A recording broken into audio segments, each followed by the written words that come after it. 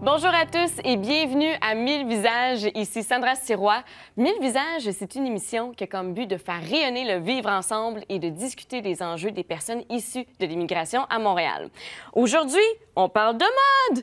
Ah, la mode, ça nous permet de bien paraître, de nous affirmer en tant que personne et de voyager à travers les cultures aussi. Et c'est exactement ce qu'on va faire aujourd'hui en compagnie de mes deux collaboratrices, Sonia Gaillard et Alice Tran. Bonjour les filles. Bonjour.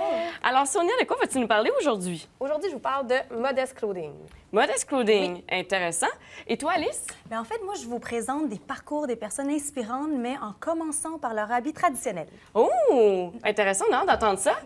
Également, notre reporter Nassima Issiridir nous a préparé un reportage sur deux créatrices montréalaises, une mère et sa fille qui conçoivent des vêtements et des bijoux à saveur internationale. On va découvrir leur talent un petit peu plus tard à l'émission. Mais d'abord, quand on pense à la mode, on pense au défilé de mode, au glamour, aux designers aussi. Et aujourd'hui, comme invitée, je reçois à l'émission une jeune Montréalaise qui fait sa place dans le domaine de la mode au Québec, mais aussi à l'international. Elle s'appelle Jennifer Mazamni. Elle est la designer derrière la marque Mazamni et on la reçoit pour qu'elle nous parle de son parcours et aussi des enjeux de la diversité dans le domaine de la mode au Québec. Bonjour Jennifer! Bonjour Sandra! Alors Jennifer, premièrement, parle-nous de ta collection de vêtements. À qui ça s'adresse? Qu'est-ce que tu conçois plus exactement? Mazamni, c'est pour la femme moderne. Ça a été créé il y a environ 6-7 ans. Et mon but était vraiment d'habiller une femme qui est active, qui travaille fort, qui est professionnelle, puis elle a aussi une vie très active à l'extérieur du travail. Peut-être qu'elle donne son temps à des charités, peut-être qu'elle est sportive. Donc, c'est vraiment des vêtements qui peuvent l'accompagner du jour au soir. Et Jennifer, tu es montréalaise, ouais. Mais tu as des origines très intéressantes. Tu es née aux États-Unis, oui. Mais tes parents sont syriens. Exactement. Est-ce que ça t'inspire des fois pour tes créations? Ça m'inspire énormément. Comme la culture syrienne a toujours été une partie de la maison. Je ne parle pas très bien arabe, mais je comprends la langue. On mange la nourriture à la maison. J'écoute un peu de musique arabe, mais pas énormément. Donc, il y a toujours eu cet attachement à la culture syrienne. J'ai quitté la Syrie quand j'avais 6 ans. Donc, je suis venue au Canada quand j'avais 6 ans et j'ai grandi ici. C'est après, plus tard, j'ai découvert un peu plus la culture à 18 ans. Je suis retournée en Syrie et à partir de là, j'allais à chaque été jusqu'en 2008. Et ton intégration, est-ce que ça a été facile? Oui, très facile parce que je suis venue assez jeune. J'étais déjà à l'école française en Syrie, maternelle. Okay. Et quand on est venu à Montréal, j'ai été automatiquement dans une école française ici aussi. Donc, la langue n'était pas un problème. Est-ce que de travailler dans le domaine de la mode, ça a toujours été ton rêve?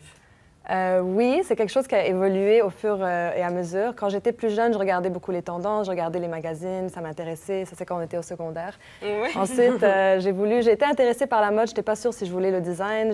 Ma mère m'a poussée. Elle m'a encouragée à aller voir, OK, va voir le Collège La Salle, voir si c'est quelque chose qui t'intéresserait. Okay. J'ai fait un stage à Parasuco à l'âge de 16 ans. Oh, wow! Juste une journée, ouais. J'ai passé une journée avec la designer là-bas, juste pour voir si c'est quelque chose qui est vraiment ma vocation. Okay. Et j'ai vraiment aimé. Après, j'ai étudié au Collège La Salle. J'ai encore plus aimé. Plus je rentrais dans les techniques du design de mode, plus je m'attachais au domaine.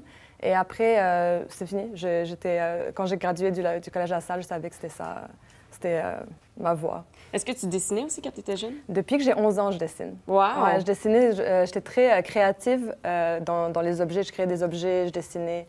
Et j'ai commencé à faire des sketchs de vêtements pour hommes, pour femmes, des parapluies, des accessoires, des choses comme ça. Donc, je pense que c'est de là où ça a vraiment commencé, puis ça a vraiment évolué. Qu'est-ce qui te passionne dans le domaine de la mode? Ce qui me passionne, c'est vraiment la technique, habiller la femme, savoir comment elle pourrait se sentir à l'aise, choisir. J'aime beaucoup les matériaux, les tissus. J'aime que ce soit doux au toucher, que ce soit des morceaux qui soient faciles à porter.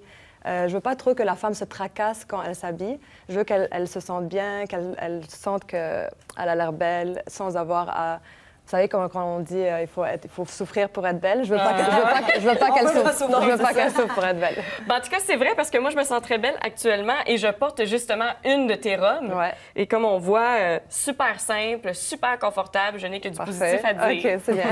Est-ce que c'est facile de faire sa place dans le domaine de la mode à Montréal? Je pense que partout dans le monde, c'est assez difficile, le domaine de la mode, parce que c'est très compétitif. Ouais. À Montréal, ce qui est bien, c'est que les gens sont très... ils collaborent et ils s'entraident. Ça reste que c'est quand même un milieu, comme je t'ai dit, compétitif.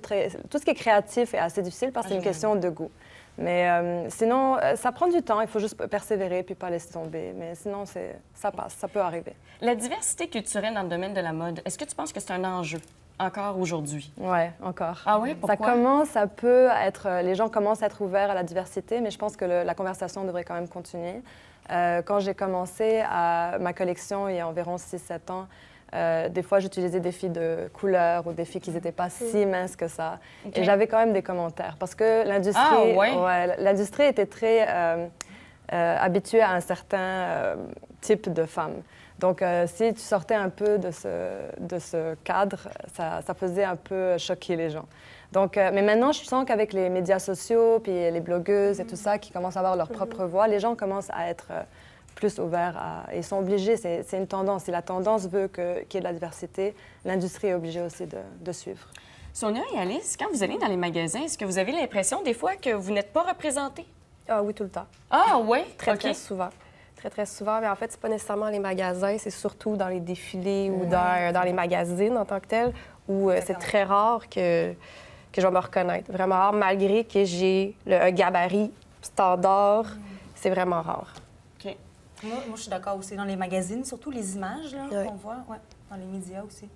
La diversité corporelle, tu viens de le dire, c'est important pour toi. Quelles seraient les solutions, selon toi, là, pour qu'on ait plus de gens de la diversité ou de la diversité corporelle dans le domaine de la mode? Je pense que c'est vraiment les gens, la société qui doit commencer la conversation. Je pense pas que c'est quelque chose qui va débuter de l'industrie. Okay. Changer toute une industrie, c'est très difficile parce que c'est beaucoup de structures, c'est beaucoup de traditions. Donc, changer leur façon de penser va être... ça ne peut pas venir d'eux. Je pense que c'est vraiment... L'industrie va changer quand les tendances de la culture vont changer. Donc, si nous, on commence à vouloir demander ou bien voir plus, rendre des femmes plus populaires qui sont plus rondes, qui sont de différentes couleurs, que pour les gens, c'est pas important de voir une mannequin qui est super mince puis blanche. Je pense que l'industrie va être obligée de suivre le rythme. Est-ce que tu trouves ça difficile pour des designers comme toi qui commencent et qui essaient de faire passer des messages, mais bon, justement, avec toute cette culture-là de la mode déjà en place, des fois, tu essaies de pousser, mais en même temps, tu veux faire de l'argent parce que tu veux faire ton nom? Oui, c'est un peu difficile parce que tu dois quand même garder un certain standard pour l'industrie. Mais j'essaie de faire des petits projets comme ça où est-ce que j'essaie d'intégrer la diversité corporelle, culturelle et tout ça. Tu as lancé une campagne Spread the Love. Ouais. Mais qu'est-ce que c'est? C'est un peu... Ça, on veut savoir. Ça vient un peu de la diversité et un peu de tous les problèmes qui arrivent dans le monde. Comme l'année passée, il y a eu beaucoup d'attentats, beaucoup de violences, les jeunes qui font des shootings dans des écoles, les guerres qui arrivent au Moyen-Orient. Donc, je trouvais ça vraiment triste dans quelle direction on allait. Et c'était une campagne pour vraiment faire... dire aux gens que c'est pas par la violence qu'on va régler la violence, c'est vraiment en montrant de l'amour. Et dans la campagne que j'ai faite, je voulais montrer que toutes les cultures et toutes les formes de femmes on est tous pareils. On n'est pas, que ce soit une personne en Afrique ou une personne en Chine, on a tous les mêmes besoins, on a tous, on aime, je veux dire, on a tous de l'amour, on a tous des rêves. Je veux dire, à la fin, on doit tous venir ensemble puis essayer de créer une meilleure société.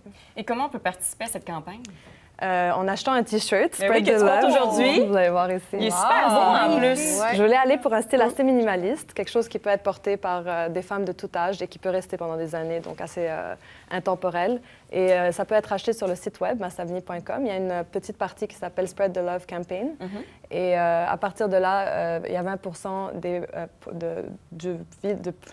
du prix de vente qui s'en va pour aider des enfants en besoin. Donc, ça va les nourrir pendant 10 jours. Chaque T-shirt va nourrir un enfant en besoin pendant 10 jours. Wow.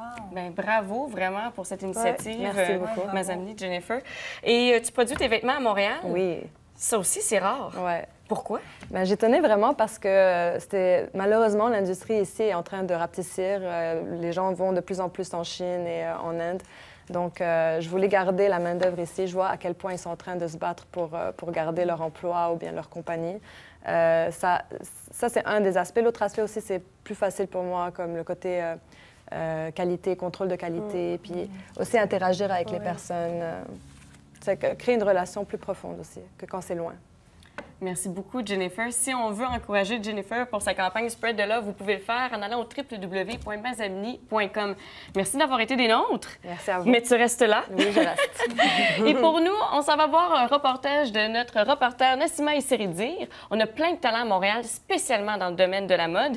Et elle nous a préparé un reportage sur 2 autres créatrices montréalaises, une mère et sa fille, qui conçoivent des vêtements et des bijoux. On regarde ça tout de suite.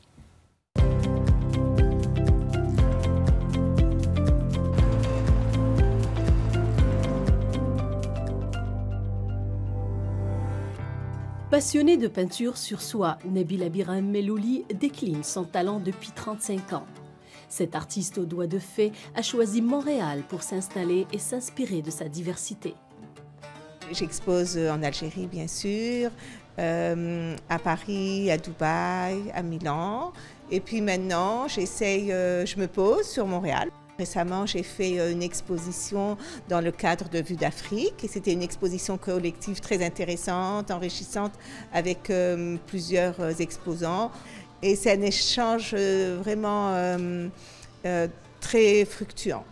Pour s'inspirer, bien sûr, il y a de grands designers, tout est inspirant. Moi, par exemple, je prends souvent le métro et les métros montréalais sont extraordinaires. J'adore le design des métros montréalais, de leur structure en béton, j'aime ça. Je suis très sensible à tout ce qui m'entoure.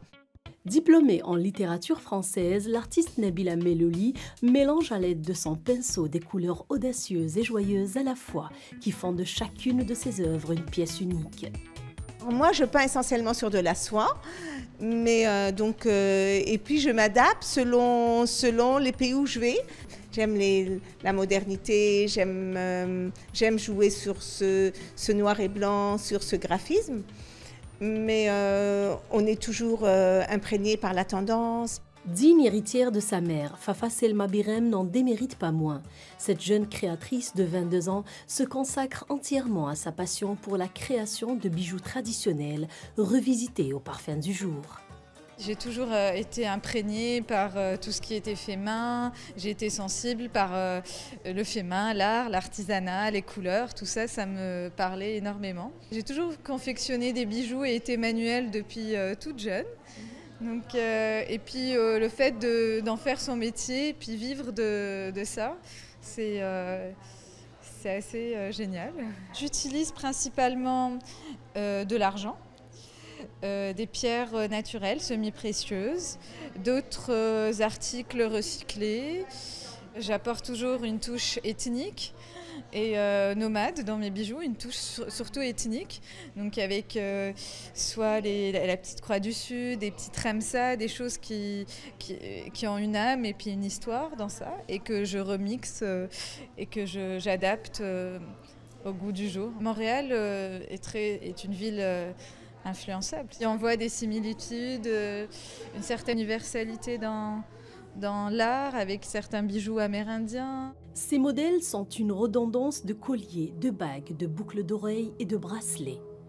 Fafa ne cache pas son penchant à la khamsa à laquelle elle donne son propre cachet particulier. La khamsa m'a toujours parlé. Donc c'est une sorte de karma, porte-bonheur, et donc avec différentes formes, différentes matières, comme là, travaillant avec de l'onyx. Ça, c'est une khamsa très typique berbère. C'est une khamsa refaite à l'ancienne. J'ai repris carrément le moule des bijoux chaoui, des aurès. Et donc je trouvais la main ouverte, assez moderne. Et que je voulais retravailler dans un montage j'ai remixé avec de la pierre de lave, des turquoises, mais une association assez moderne. Qualité, innovation, authenticité et tradition sont les clés du succès de nos deux artistes qui trouvent en Montréal un rendez-vous d'échange incontournable. À chaque époque, son courant. On n'a qu'à penser à la mode disco ou à la mode hippie. Et Sonia, aujourd'hui, tu as décidé de nous parler d'une nouvelle tendance qui prend d'assaut les magasins et les défilés de mode depuis quelques années. Oui, aujourd'hui, je vais vous parler de modest clothing. En fait, on peut traduire ça aussi par mode modeste ou mode pudique. Évidemment, le nom le dit, c'est une mode qui est modeste. C'est très simple, c'est une mode qui permet aux femmes de se couvrir les bras, les jambes, le buste, parfois les cheveux. Ça dépend vraiment, en fait, de ton lien avec la religion, de ta foi, de tes goûts, de ton style vestimentaire, de ta personnalité et de tes critères de décence, tout simplement. Mais est-ce qu'on doit être religieux pour porter le modest clothing ou ça n'a aucun rapport? Pas nécessairement, pas nécessairement. Ça peut être simplement, j'ai pas envie de montrer mes bras, je suis pas à l'aise avec mes bras, j'ai pas envie de montrer mes jambes, j'ai pas envie de montrer un décolleté. Oui, il fait moins 40 degrés Celsius l'hiver au Québec. Et voilà. Mais oui, c'est quand même inspiré un peu justement de ce côté de foi, de religion, mais c'est pas exclusif à ça. Comment la tendance est née? C'est un peu nébuleux. C'est né autour de la fin des années 2000. Aux États-Unis, on dit que c'est surtout une réaction à l'hypersexualisation des femmes, des jeunes filles surtout. Beaucoup de groupes activistes qui ont décidé de créer un mouvement, évidemment, modest clothing. Et c'est de là que c'est un peu parti. Les magasins ont emboîté le pas et les designers aussi. Quand tu dis que les magasins ont emboîté le pas, est-ce qu'on parle de grandes chaînes? Oui, on parle quand même de grandes chaînes. Macy's qui a ouvert des départements de modest clothing au sein de son magasin. On parle aussi de H&M qui a fait une ligne de hijab. On parle de Tommy Hilfiger, DKNY qui a fait aussi une collection spéciale Ramadan. On peut un peu en voir aussi. Uniqlo qui s'associe à la designer et artiste Anna Tajim pour créer une ligne de modest clothing. Et du côté du luxe, du côté de la haute couture, Dolce & Gabbana qui a fait une ligne de hijab et de abaya. Mais comment cette tendance est arrivée dans les défilés de mode? Moi, en fait, il faut voir ça un peu comme une façon de faire de l'argent, une façon d'ouvrir son marché. Les designers voulaient justement aller chercher une clientèle un peu plus proche du Moyen-Orient, de l'Asie. Donc, c'était une façon de s'adapter et d'attirer une clientèle, tout simplement. Est-ce qu'on peut voir c'est quoi le modest clothing? Oui, on peut. J'ai pour vous aujourd'hui deux mannequins, René Clarisse et Myriam, qui vous montrent des morceaux dénichés à la boutique Tendance Anissa. On voit ici, on peut appeler ça un peu comme un mix entre un kimono, un caftan. Oui, c'est super la mode, les kimonos en ce moment, en plus. Exactement. Puis pour une soirée, je trouve que c'est vraiment approprié avec la dentelle et tout. Ben oui. Et de l'autre côté, on a un peu la version plus casual, comme on dit, pour l'école, le travail. Et c'est tout simple. Il ne faut pas non plus se casser la tête. C'est une robe ici, manche courte, camisole. On peut mettre un chandail en dessous. On couvre ses cheveux si on veut. Et puis voilà. Puis regardez un peu la longueur. C'est très long, hein? C'est vraiment pour couvrir la jambe dans l'ensemble. Jennifer, toi, tu es designer. Est-ce que tu t'inspires un peu du modest clothing? Je m'inspire dans certains aspects. Donc, j'ai beaucoup de clientes qui, pour le travail ou bien à un certain âge, veulent couvrir certaines parties de leur corps. Okay. Donc, des fois, j'ajoute des manches ou bien je mets plus de colle. Mais dans les longueurs, je ne vais pas très long pour l'instant. OK. Toi, Sonia, tu es musulmane? Oui, je suis musulmane. Est-ce que tu portes du modest clothing? Non, pas pour le moment, mais je dois avouer que plus je vieillis, plus je deviens un petit peu plus pudique, puis je fais attention, je me couvre un peu justement le buste, je suis pas très décolletée dans la vie. Mais pour l'instant, non, je ne suis pas une adepte. OK. Mais quand même, on voit aujourd'hui que ça peut s'adresser à tout le monde. Exactement. Et on peut porter une robe comme la robe que je porte aujourd'hui. Je mets juste un petit manche long en dessous. Et finalement, je porte du modest clothing. Et quand il fait froid, l'hiver, ben, c'est la tendance. Et voilà. C'est la bonne tendance à porter. Est-ce que tu as des magasins à nous proposer à Montréal? Comme je vous ai mentionné, Tendance Anissa, justement. Ouais. Sinon, il y a la boutique Mimu Maxi qui a été conçue par deux juives qui, elles aussi, justement, ne trouvaient pas dans les magasins ce qui convenait à ses mœurs, à sa religion. Et ont créé cette boutique en ligne. C'est des robes longues, très manches longues, très vaporeux. C'est magnifique. Les adresses sont inscrites à l'écran également. Vous pouvez les retrouver sur notre site Internet au www.matv.ca/mille visages. Merci, Sonia. Merci, Sandra. Les océans en Jamaïque. Si on avait ça ici, ça serait parfait. Qu'est-ce qui me manque du Congo? Je dirais ma famille, la chaleur, toute l'année. Les plages, la chaleur, puis c'est toujours chaud et beau. Ça me manque, mais on ne peut pas avoir l'argent du beurre et le beurre. Il faut avoir un ou l'autre. Mais j'aime bien ici. Qu'est-ce qui vous manque le plus du Mexique? Oh, des fois la chaleur. Le fromage et la famille. Les deux, ouais. Pour le moment, on va dire la famille déjà, d'un côté. Mais bon, je suis ici avec ma blonde, donc ça se passe bien. Et aussi quelques plats français. Voilà. Physiquement, on voit que je mange bien, donc, donc quelques plats français, mais ça va, on a habitué, ça manque. Mais on décide de changer de comportement alimentaire aussi. Donc voilà, quand on change de pays, il faut changer, il faut tout changer. La chaleur toute l'année. Parce que les hivers, on va se dire, c'est dur, surtout cette année, cet hiver, ça a été vraiment dur. Là, fait que c'est vraiment plus ça, la température, parfois le climat, c'est pas tout à fait de la même culture non plus. Fait que faut avoir ça, mais c'est plus le climat qui me manque en réalité. Le soleil. Ouais. Le soleil et la mer, les deux. Je pense que tout le monde au Québec en prendrait plus de soleil. Et vous, les filles, qu'est-ce qui vous manque de vos pays respectifs, Alice? Aïe, aïe, aïe, la bonne bouffe. La bonne bouffe les rouleaux, oui. Et toi, de la série? Moi, c'est les gens, comment ils sont chaleureux, puis ils invitent toujours les voisins et les amis. Et toi, Sonia, du Maroc? La plage. C'est sûr. Voilà, ouais. Le soleil et de la plage. Voilà. Le thème aujourd'hui, c'est la mode. Quand on pense à la mode, on pense aux vêtements de tous les jours, on pense aussi aux vêtements un peu plus tendance, mais il y a les vêtements traditionnels. Et Alice, tu nous parles de la symbolique de certains vêtements traditionnels de différentes cultures avec des personnalités québécoises qui les portent. Exactement. Alors aujourd'hui, en fait, je vous parle de l'habit traditionnel parce qu'un vêtement, c'est pas juste un mode d'expression, mais c'est aussi une manière d'affirmer notre identité. Alors moi, quand j'étais jeune, mes parents voulaient tout le temps que je porte la robe traditionnelle vietnamienne dans des occasions comme le Nouvel An. Et moi, je refusais catégoriquement de la porter. Je voulais pas parce que je voulais fitter avec les autres, je voulais être cool. Mais là, aujourd'hui, je la porte, cette robe, et je suis très fière de la porter parce que ça me permet d'affirmer mes identités québécoises et vietnamiennes. Et en plus, ça permet d'ouvrir le dialogue parce que les gens viennent me voir, ils me posent des questions par rapport à cette robe. Donc, aujourd'hui, j'ai envie de vous présenter des personnes que je trouve très inspirantes qui habitent à Montréal, mais en commençant par leur habit traditionnel. Donc, on y va avec le Vietnam. Oui. Donc, la robe traditionnelle, elle s'appelle le Ao Dai. Et ça, c'est vraiment le symbole de la culture vietnamienne. Et ça, c'est la robe que tu portais, là? Exactement. OK. Oui, oui, que je porte maintenant, pas avant. Et c'est quoi la symbolique de cette robe? Bien, en fait, c'était vraiment anciennement porté par des hommes, par des femmes, puis ça représente vraiment le mode de vie des Vietnamiens. Donc, c'est une longue tunique qui se porte avec des pantalons assez larges, blancs.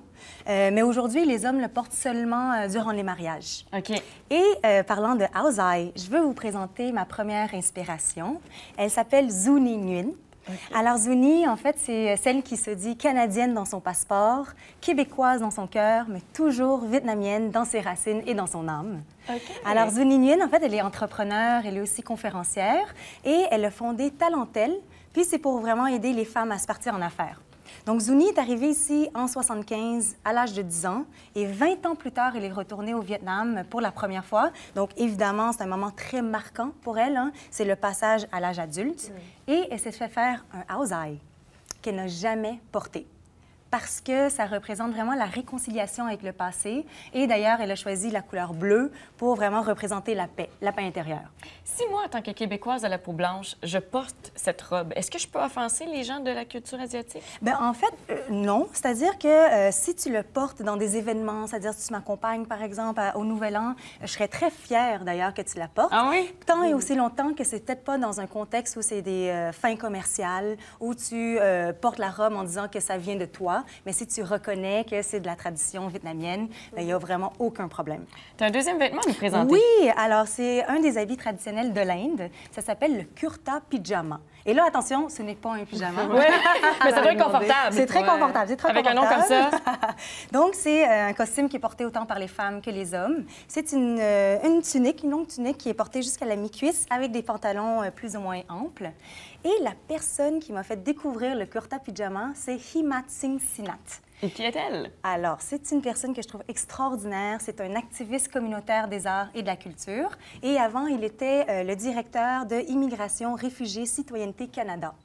Donc, Himat, il est né en Inde, il a grandi en Angleterre. Il est arrivé aussi à l'âge de 18 ans à Montréal. Donc, à 18 ans, crise identitaire. Il a joint un collectif d'artistes de la communauté LGBT d'origine Asie du Sud. Donc, il y avait des artistes de Bangladesh, du Sri Lanka, de l'Inde, et c'était très important pour eux de porter les habits traditionnels parce que ça leur permettait de mieux comprendre qui ils étaient, d'affirmer leur identité, et c'était leur façon de s'exprimer. Et là, je vous amène maintenant dans un autre pays, en Haïti. OK. Oui, alors je vous fais découvrir le tissu qui s'appelle le carabella. En fait, c'est un tissu vraiment traditionnel de l'Haïti qui est souvent orné de dentelles, de broderies. Et dans le temps, les femmes le portaient au quotidien. Donc, c'est pas un costume, mais ça exprime vraiment un mode de vie. Et la personne qui m'a fait découvrir le tissu carabella, c'est Déborah Cher-Enfant. Oui. Alors, Déborah, en fait, femme vraiment extraordinaire, elle a fondé l'atelier coloré. On peut retrouver des vêtements, des accessoires qui sont vraiment produits ici, localement, et ça met en valeur des cultures, des couleurs. Et Déborah, elle a été nommée au Conseil du statut de la femme, en plus. Quand même! Oui.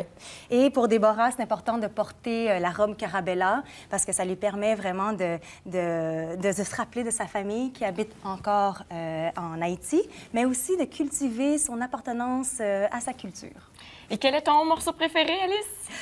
Le Hausa. C'est ça. Mes parents vont être contents. Oui, absolument. Hey, merci beaucoup, Alice. Merci. C'est déjà tout pour l'émission aujourd'hui. Jennifer, avant de quitter, est-ce que tu as quelque chose à souhaiter pour l'industrie de la mode au Québec pour les 10 prochaines années? J'aimerais vraiment que le monde entier soit plus au courant de ce qu'on fait ici au Québec et que les designers n'aient pas besoin de quitter pour pouvoir avoir une place dans l'industrie de la mode mondiale. Merci beaucoup, Jennifer, d'avoir été des nôtres. Merci beaucoup, les filles, pour vos chroniques. C'était super intéressant. Et merci à vous, chers téléspectateurs, d'avoir été des nôtres à l'émission 1000 visages. N'hésitez pas à nous envoyer vos commentaires. Vous pouvez le faire au 1000visages@matv.ca. On adore recevoir vos commentaires et on répond également. Ne manquez pas le prochain épisode sur les ondes de MaTV. Pourquoi? Parce que le vivre ensemble, il n'y a rien de plus beau. À bientôt. Bye-bye.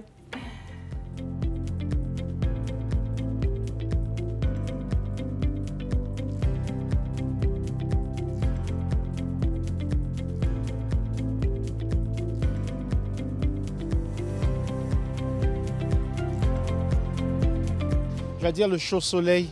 Je pense qu'on est déjà un peuple chaleureux. On a aussi un cadeau, le soleil, chaque jour, le climat qui est très chaud. Donc, c'est un peu ça qui me manque. Les plages aussi, hein, les vacances dans les villes de province comme Jacmel et autres. Donc, ce sont des choses qui nous manquent. Mais le Québec, comme je l'ai dit dans un texte, c'est notre pays d'accueil. Donc, on apprend beaucoup de choses en même temps qu'on l'aime. On apprend aussi à aimer ce qu'on a, parce qu'il faut aimer ce qu'on a.